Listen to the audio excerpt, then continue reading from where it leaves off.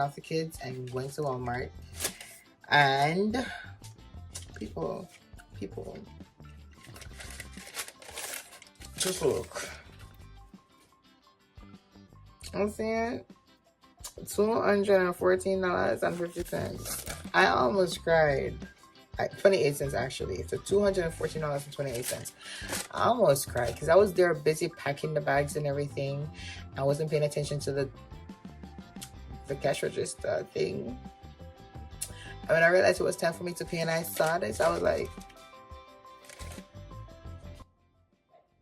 it's too late for me to pack everything.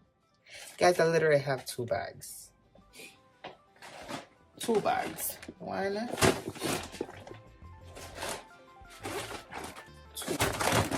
2 bags for $214.